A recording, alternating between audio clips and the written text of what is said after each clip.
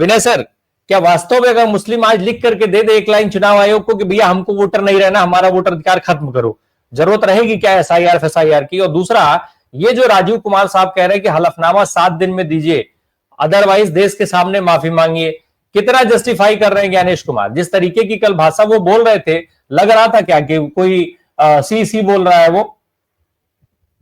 धन्यवाद राम प्रकाश जी और सभी साथियों को नमस्कार। देखिए, दो बात बहुत खास बात है। एक तो ये कि अभी जो सत्ताधारी दल है उनकी जो राजनीतिक विचारधारा है उसमें उनकी मजबूरी है कि वो सीधे सीधे संविधान पे आक्रमण नहीं कर सकते, उनको संविधान का सहारा लेना पड़ रहा है।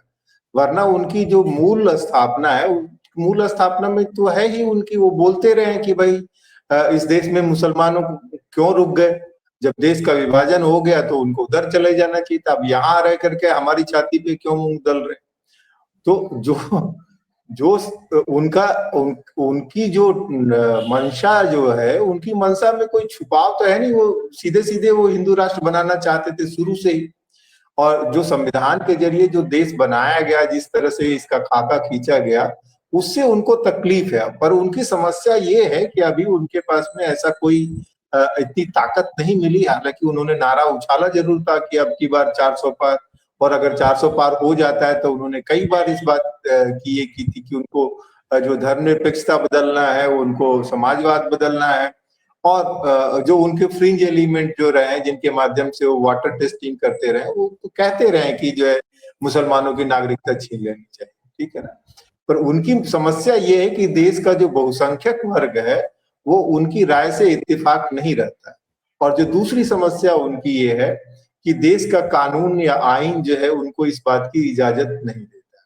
तो एक बात ये, दूसरी बात ये कि जो चुनाव आयोग है, मुख्य चुनाव आयुक्त जो है, इस बात को भूल जा रहे हैं कि जो संविधान में जो उनकी जो भूमिका है, वो उनकी भूमिका क्या है ना। उनकी भूमिका ये नहीं है कि वो जो है पुलिसिंग करेंगे, रेगुलेटरी अथॉरिटी है।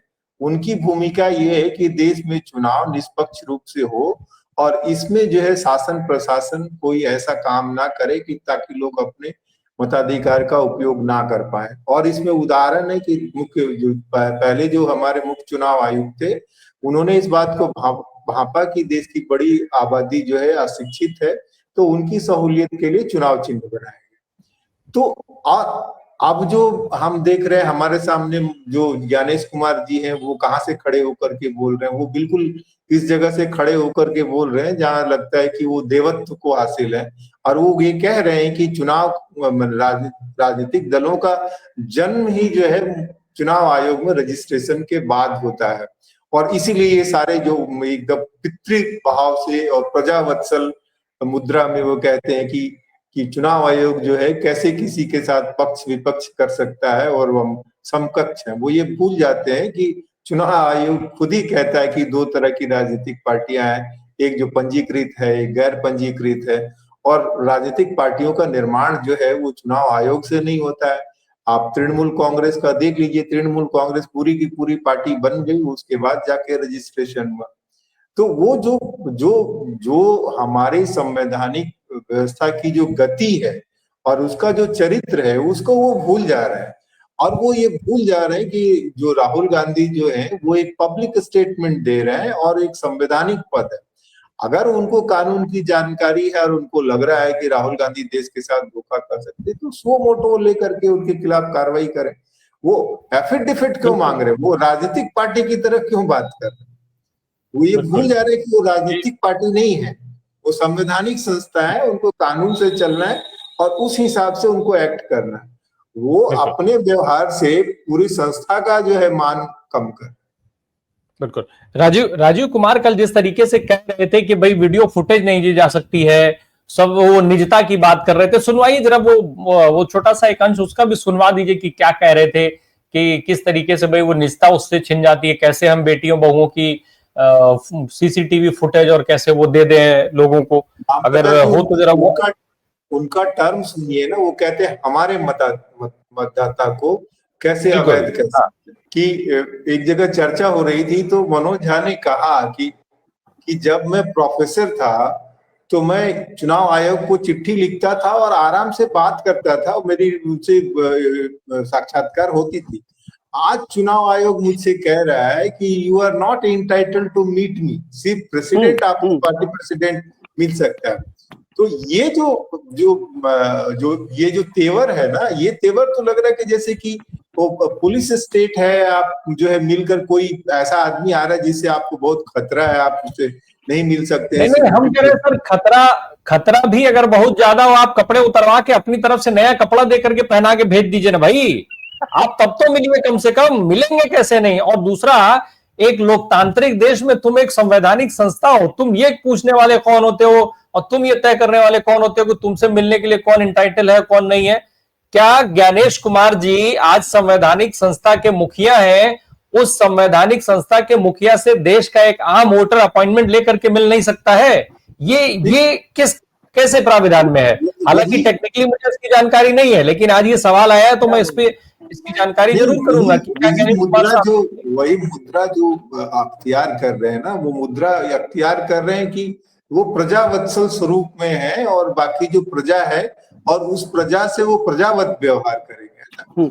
और जो दो बात जो ये है कि बार बार जो है सरकारें जो है वो अपनी सुविधा के लिए कोई कानून पास कर देती, वीडियोग्राफी नहीं देंगी, जो चुनाव आयोग के लोग हैं उन पे कोई मुकदमा नहीं चलाया जाएगा, जो वर्तमान में उन पे जो रिटायर हो गए उनके ऊपर भी नहीं चलाया जाएगा। उसमें जो मूल बात है, वो मूल बात ये है कि वो सारी चीजें प्रोसीजरल जा करके छुप रहे है ना, जबकि हमारे यहाँ जो संविधान है उसमें सिर्फ प्रोसीजर एस्टैब्लिश्ड बाय लॉ नहीं है, ये ड्यू प्रोसेस ऑफ लॉ का भी मामला है। और ये चुनाव जो है, चुनाव सिर्फ जो है वो वोट देना नहीं है, विकल्प उपलब्ध कराना है, लोग अपना विकल्प का सही से इस्तेमाल कर पाए। और ये बेसिक, ये महाभियोग का कदम कितना बड़ा कदम माना जाए? बहुत संक्षेप। ये बड़ा महाभियोग का कदम जो है, ये बड़ा कदम है। इसलिए बड़ा कदम है क्योंकि देखिए, महाभियोग कोई भी व्यक्ति जो है वो हमेशा हमेशा के लिए ये दाग लेकर के नहीं जाना चाहता है। तो जब तक चीजें ढकी छुपी है तब तक तो ठीक है। और इसमें जो असली लड़ाई है, ये महाभियोग प्रस्ताव पास नहीं होगा। जो नंबर गेम जो है अभी भी जो है वो सत्ताधारी पक्ष की है, पर ये नहीं, एक चीज मैं ऐड कर दूं, नहीं एक चीज ऐड कर दूं इसमें विनय जी, ये क्यों महाभियोग वाली बात आई है?